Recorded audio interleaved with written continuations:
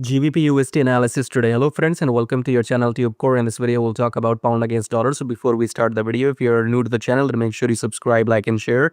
And below the video you will have these links. It says trade like institutions. So if you want to trade like institutions, when they enter, you want to enter with them and you want to make, let's say, 300 pips in just one trade, then you can check out the first link and you can talk to me. You can book consultation with me and you can get the brokers.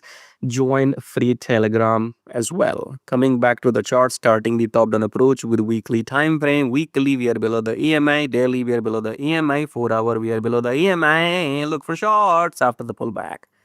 That's it. Okay, shorts in GBPUSD. And if you want to know exactly when to enter, for how long to hold, and when to exit, then think like institutions and become a positional trader. First link below. I'll see you in the next video. So then take care.